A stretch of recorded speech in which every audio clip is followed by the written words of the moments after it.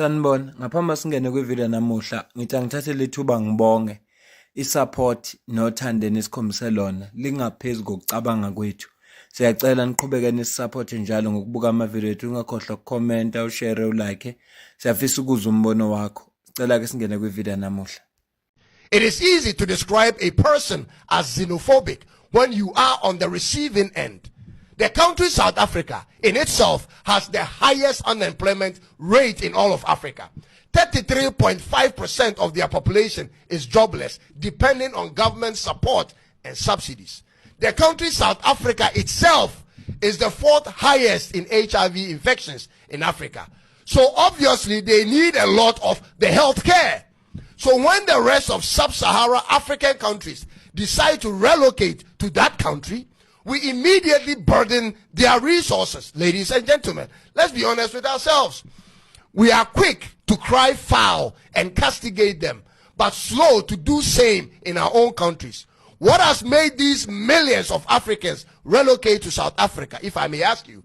Let's be honest with ourselves at this point. What has changed all these people from their countries to South Africa?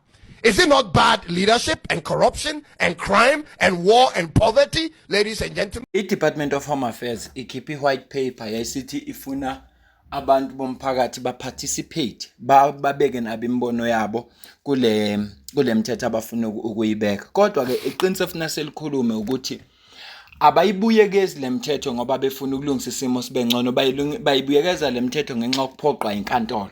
Funeka sikubeke lokuthi baphoqwe i-court.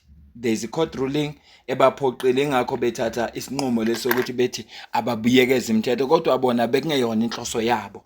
Kufuna sikudlulise lokho ngeviki eliphelileke ngolwesithathu kuye ngoma ngolwesine not ngolwesithathu, ngolwesine kuyokwaba khona umhlangano lapha bebememe khona abantu base South Africa, kodwa bebehlangana eDurban abantu base South Africa bezochaza kabanzi nanokuthi isebenza kanjani iDepartment of Home Affairs, i-SANDF umsebenzi wayo yini, i-BMA yokuyi-Border Management Authority umsebenzi wayo yini, ngoba izinto lezi ezibalekile ukuze noma sikhomenta la sikhomente kahle sazi ukuthi sikhuluma ngani, sikwazi ukuqondanisa. Ngavela kusuka umuntu nje suthiphu lokho akusuke kudlile athi ya sinenkinga ama foreigner nje ngenxa ye-EFF, kodwa mawuthi uyacabanga ukuthi ngoba i-EFF ayikazi yaba ku government, ayikazi yaphatha i-Department of Home Affairs, ingene ngaphi kuyo yonke le ndaba ukhulunyiswa ukusutha nokungabi nalwazi. Yingakho ngithi beyibalekile lo mhlangano ebewubizile ukuthi abafika abantu base South Africa nama organization ahlukene njengo March and March, Operation Tutula, MK Lakho, uSiso Prince Mthombeni bafike ngoba ibona abantu abakhuluma ngalolu daba ukuthi akexoxwe, ngoba ayikho into ebaleka njengale ukuthi kuxoxwe. Usisiwe uPrince Mthombeni usenzele isummary yokuthi yini okukhulunywe ngayo lapha ya kuloya mhlangano. Ngicela uzwe la. What really happened at the Home Affairs workshop? Let's talk about it. Hi guys, my name is Prince Mthombeni Omaduma, co-founder of South Africans for Constitutional Reform. As you may know, yesterday I attended the very first stakeholder consultation workshop on the draft revised white paper on citizenship, immigration and refugee protection, organized by the Department of Home Affairs. So today I'm here to share updates on what really transpired, because what we heard there explains why South Africans feel unheard. Let me start with the most important part. When South Africa reviews policy on citizenship, immigration and refugee protection, it's not only South Africans who participate. Foreign nationals are also allowed to submit inputs into this process. Yep, Home Affairs confirmed yesterday. So if you're wondering why policies don't always reflect what South Africans want, this is part of the reason. This white paper determines who enters South Africa, who stays, who becomes a citizen, who qualifies as a refugee, and what rights attach to that status. It affects jobs, social grants, healthcare, education, and border control. Yep, foreigners also have rights to these public services, and it all thanks to our constitution. When we recommended that South Africa withdraw from the 1951 UN Refugee Convention and its protocol, we were told that even if we did, it wouldn't make much difference because our constitution still compels similar protection. Also, if South Africa withdraw, other countries might follow, which could weaken the entire United Nations refugee framework. Apparently, now these are rumors, guys. When this policy was being drafted at an early stage, The UNHCR High Commissioner traveled to South Africa to beg our government not to go ahead with this policy. That's what happened, apparently, allegedly. Now, on a serious note, guys, it seems like we have a government that is more afraid of international laws, foreign pressure, and court challenges than it is of its own citizens who voted for them. That's why NGOs keep winning in court and policies keep being shaped through litigations. Our government is governing through fear of court losses, not through decisive leadership. Now, here's one of the examples that matter. If a South African man marries a foreign woman and they happen to separate without divorcing, that foreign woman meets a foreign man who is in South Africa illegally, and they get to have a child together. That child does not belong to that foreign man. It belongs to a South African who she is married to. We also asked why pregnant women at the border are allowed to enter South Africa, give birth, and be registered as refugees. Home Affairs said our constitution compels it, and they have already lost a court case on this matter. There's also a story about a soccer player who is a foreigner in South Africa. He got injured and was admitted into one of our public hospitals. Apparently, something happened which led to his leg being amputated. That soccer player is apparently suing South African government millions of rands. And for those of you who keep asking, why doesn't our government put electric fences around the border? Here's the truth. During apartheid, South Africa used lethal electric fences to block refugees and ANC struggle fighters. So, post-1994, human rights commitments and international laws made those fences unlawful. So today, the focus is on rights-compliant border security. So yeah, I thought I should share this with you guys. Please note that the deadline to submit your comments directly to Home Affairs has been extended from the 31st of January 2026 to the 15th of February 2026. Tina as SACR, we've extended our deadline to the 13th of February 2026. Chazileke uMaduma izinto eziningi ezikhulunywe lapha namaphuzu abalekile akhulunywe lapha nanokuthi inkinga esinayo nje la eSouth Africa iconstitution yethu. Iconstitution yethu ivikela ubugebengu obenziwa ngama foreigners noma ngabantu abangama illegal immigrants. Okusho ukuthi lemthetho ekhona la eSouth Africa ikhandelwe ukuthi igcinwa abantu bala eSouth Africa. Umuntu ongena wala eSouth Africa akunasikho isidingo sokuthi ayigcine lemthetho. Ibhlungu ke lento esizwayo, ibhlungu ngempela. Ngithe mangizokhuluma ngalolu daba ngase ngidibana nanansi video. The question of illegal foreigners in South Africa is not something that we should be even entertaining, because nobody else entertains it anywhere in Africa. I travel Africa regularly. When I go to Africa, they tell me, what are you coming here to do? Who are you with? They want to see all of your approvals and everything. And they tell you, as soon as you're finished, please leave. You've done your business, right? You've done whatever you came here to do. Yeah. If you stay, you know what they do to you? They will imprison you immediately. They will, after that, they will what? They will send you out of the country. Deport you. Deport you. So why are we still tolerant to the issues of illegal immigration in South Africa? People who come into South Africa must come within legal documents, with legal paperwork, with proper business that they want to do, and they must come and add value to the economy. You cannot have already an ailing country like South Africa and then come and create further problems for it. He said with Mbuyiseni Ndlozi, Dr. Mbuyiseni Ndlozi, and he said that you can't stop Africans from coming into South Africa. You know, Tutula and these guys must forget. No, I think maybe they misread. The issue of stopping the immigration crisis is through legislation and laws that must be implemented. You've got a better border management agency. The border management agency must start doing its job. If people are in South Africa illegal, please do what is within the confines of the law. If I go out here and do something outside, they call me a criminal, right? They'll arrest me. Very soon they will take me through the processes and then I'll be convicted. Why are we not doing the same with this crime? Because being in South Africa is illegal by itself and is a crime. So why must we be going up, beating around the bush? So we're not talking. We want people who come from Africa come in under legal conditions. They settle within South Africa within legal conditions. And then after that, do their business legally. And make sure they can carry out their work. Ngase kuthiwa khona engikuphawulayo phezulu kwale nkulumo ngabe ngiyona. Ngabe ngiyayona yonke le nkulumo engake sikhulunyiwe. Why kungabuyekezwa yabona nje uqinisile ubhuti uNjabulenge mayethi into efuneka yenziwe la umthetho ofuneka uimplement ngoba labantu bayaqhubeka nokweqa lapha eborder gate. Why kungabuyekeza indaba yalomthetho lo we-electric fence? Ngoba ekugcineni kosuku kuzoshiya ukuthi no senzela ukuthi abantu bangakwazi ukungena lapha, so faka i-electric fence ezogada lapha ya 24/7. Then leyo nto izophoqa ukuthi wonke umuntu ofuna ukuze South Africa funeka angene ngesango.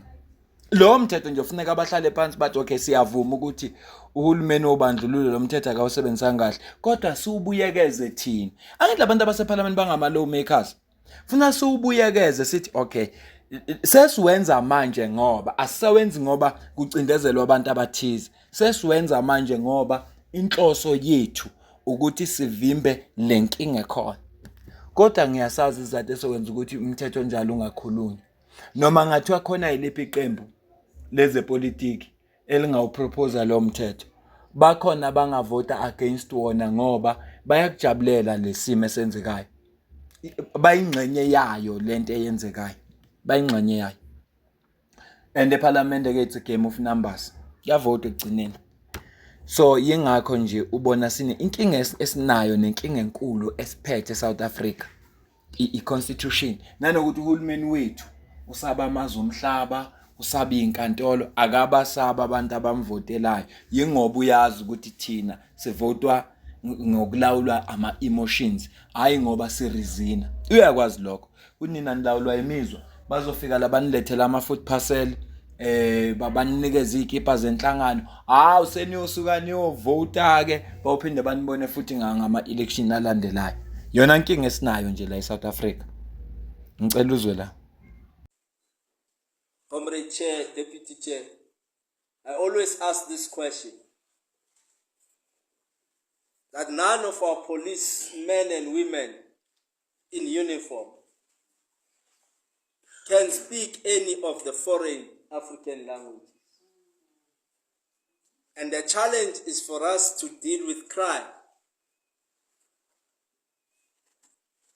And you can have all your suspects here. Before they write their statements, they can plan what they are going to say in front of you without you even hearing what they are saying.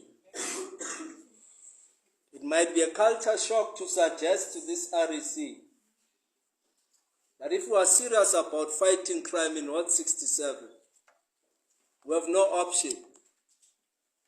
But those that are properly documented with proper documents can be recruited to the Johannesburg Metropolis Department. Umthetho nje esinawo kuthiwa umuntu oyiforeigner ofuneka asebenze la eSouth Africa oza ne-special skill. Kodwa umeya wonke waseJohannesburg uthi kufanele kurecruitwe umuntu oyiforeigner ezokwazi ukuhamba nabo mangabe behamba lapho ukuze ezokwazi ukuzwa ulimi labantu abasuke belikhuluma. Uyibiza ngani into enjalo ezintweni zonke ezinamagama? Uyibiza ngani?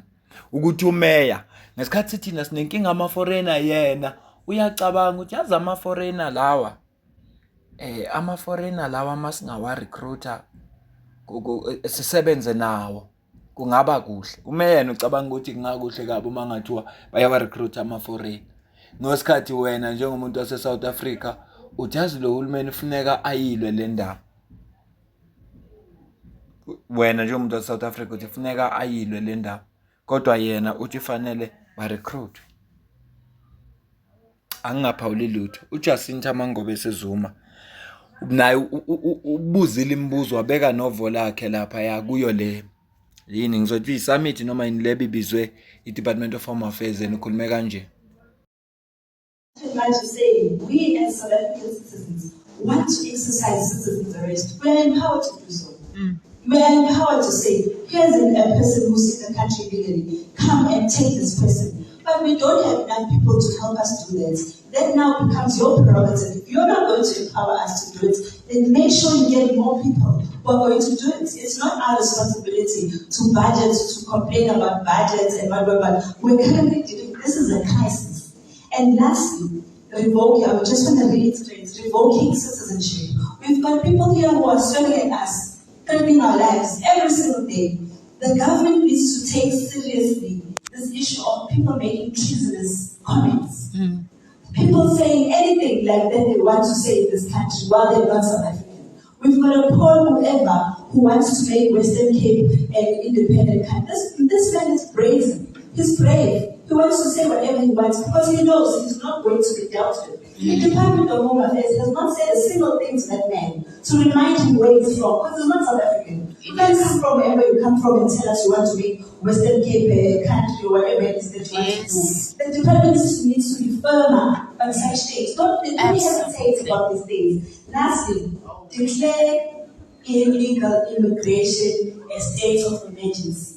This is an invasion. Yes. It's no longer people coming into the border for economic reasons. Yes. This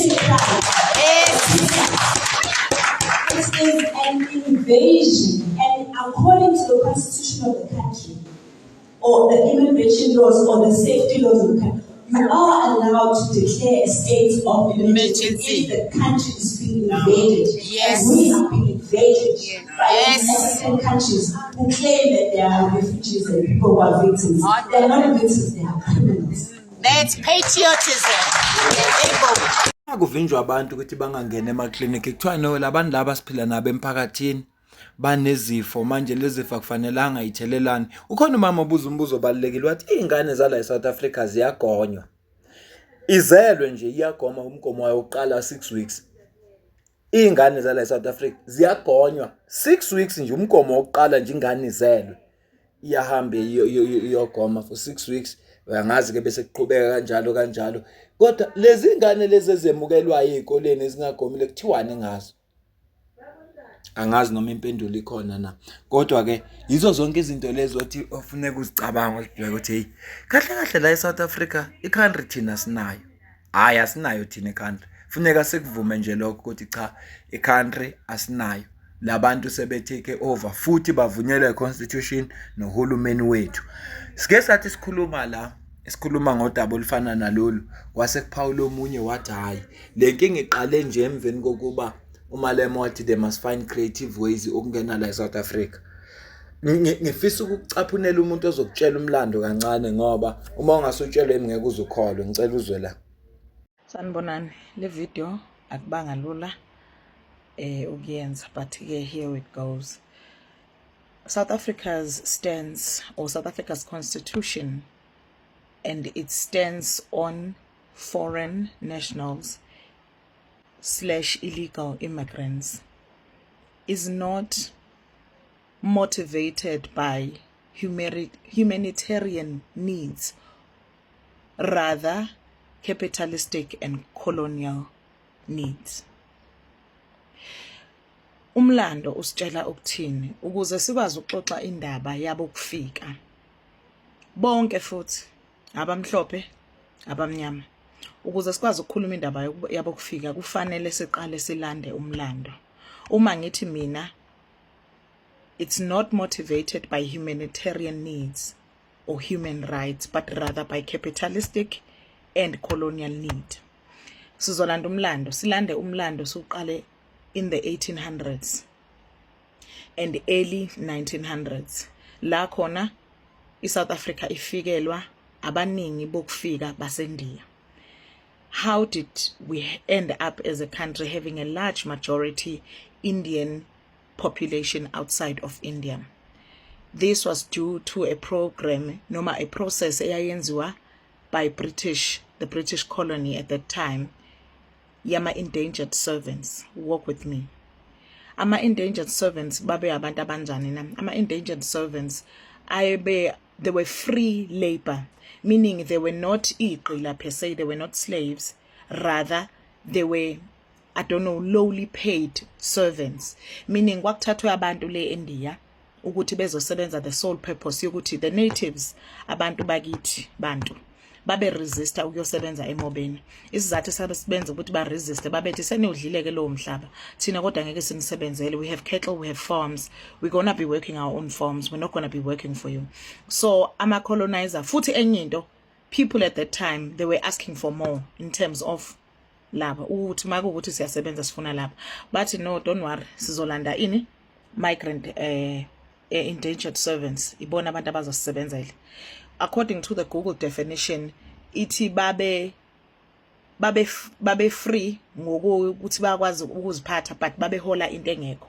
So bayangena kaMandiya ke angena ezimobeni lapha eThekwini ahlahlela imoba, hence the whole history niyayazi and nabo nabantu niyayazi. But isizathu sokufika kwaMandiya eSouth Africa kwakuzokwenza njani ucreate in competition and leyo nto for all colonial structures eAmerica ufike kwabulawa ama Native Americans.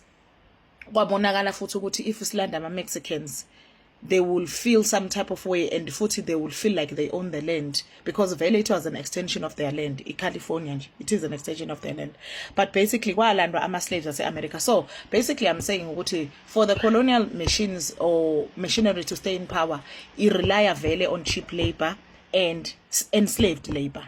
So simove on ke ukuthi kwenzakaleni ke in the modern day South Africa. South African Constitution is hailed as one of the strongest and best constitutions emhlabeni. But mina ngizothi why is it ukuthi leyo i-constitution yethu ayibavikeli the natives yet uploadwa as one of the best constitutions emhlabeni? Because why? I-constitution yethu i-allowa nanombani ukuthi abe ne-business eSouth Africa, which is not the case with other countries, other free worlds. I-constitution yethu i-protecta ngisho umuntu oyi-foreigner whether ufike ngokumthetho noma ngokungemthetho, futhi ayibalandeleli ukuthi bangena kanjani, bahlala kanjani, benzani ezweni lethu. Ukuba khona kwabantu bokufika abamhlophe labamnyama abanjani, it is not for ukusiza abantu abahluphekile noma baxoshwe yizimpi. They are not just asylum seekers, but they are here to create an influx in the market, therefore resulting in cheap labor. Isizathu sokuba khona abokufika nokwa ukugqekezwa kwamagedi post 1996 la khona i-constitution yethu isi officially in full effect. Yisona sizathu leso esadala ukuthi amabhoda angagadwa futhi i-constitution yethu ibavune abantu bokufika abamhlophe abamnyama. Ngithela mangilanda umlando ngaya ku Google ngabuza ngathi ibithini under the apartheid government and all the other regimes prior to that, ibithini constitution about foreign nationals. Uthi Google bebengacabangelwa bebengabhekelwa ngisho ukubhekelwa abantu bokufika eSouth Africa, meaning ngalesi sikhathi kusabusa laba bebala they had a strict regime yokuthini na abantu bokufika abana ndawo la eSouth Africa. You understand? Borders were tight. Futhi kuthiwa uMinister of Home Affairs exerted so much power that uma umuntu wokufika ofike ngokungemthetho ubungaveli ngisho ukuvela enkantolo ubuhamba uye ezweni lakho. Zonke lezi zinto, why is it ukuthi under those regimes abantu bokufika bebengabhekelelwa at all? Uzo look at the British immigrant laws, look at the American immigrant laws. Umukuthuya waqhathanisa lawo mabili, because both of these countries, one is slightly better when it comes to immigration laws than the other, but the other, the one okunenkinga immigration kakhulu eAmerica. IAmerica, the reason kunenkinga immigration, it's a very capitalistic and capitalism ran country.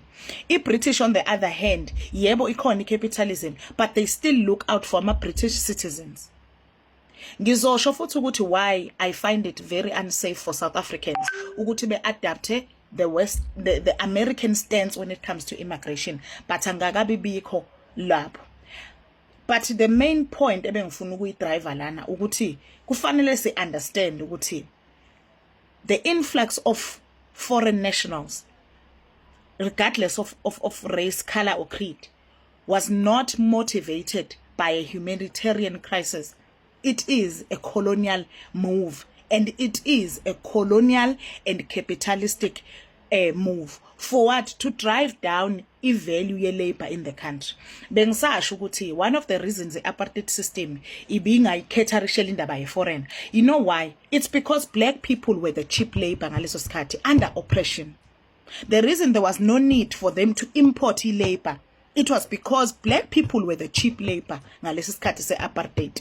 So when umuntu o conflicted about the current issue bengifuna understand lokho siqale lapho. I am not making this video to perpetrate hatred kulaba bantu bokufika kuphela. Ngifuna ule conversation sibe ne duality, sibe nok understand ukuthi who is your true enemy. Kukho konke lokhu ngithena mangibhala lana ngathi these are the results of a negotiated freedom, ngoba kusabona ngiyaphinda kwakungekho amalungelo abantu bokufika, kodwa sekuthiwa umbuso ususezandleni zethu, kwavulwa amagede, kwathiwa bazodla kodwa ngeke basuthe. So in your anger as a South African, in your vitriol as a South African, nibabuke kodwa ningabanakisisi laba bala abapepezayo lapha eEdington. Bukani ngaleya, bukani ugovernment, bukani ama-policy holders, nibuke istate. Ibona abantu ofanele nibaholde accountable ukuthi basinika inkululeko eyayizosikhandela eyayingamanga kithi thina abantu.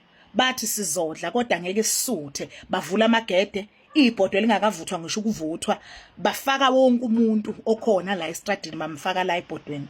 So I am saying, I'm making this video just for us to raise the consciousness yethu kancane nje ekutheni na you must understand the role edlalwe uhulumeni wethu. You must understand the freedom esayithola ukuthi yayinana ama terms and conditions athi bazodla kodwa ngeke basuthe ngoba laba bayeza. It's all capitalism, it's all colonialism. Isaqhubeka lo mshini wokusigaya thina abantu. Ienga yakho ke ungayidirect kakhulu kulaba bokufika, i-directed towards the state and the government. Ibona abantu fanele bahold accountable. And also follow ama creators who make content around the constitution. I'm so sorry I forgot her name. I think ngizo insert her picture here. If you want to understand everything eyenzakalayo, follow the usiswethu, so that you nuclear, yes, nuclear something, because she's an advocate for nuclear. But these are the things ebengifuna ukuzisho kuwe mntomnyama ekseni.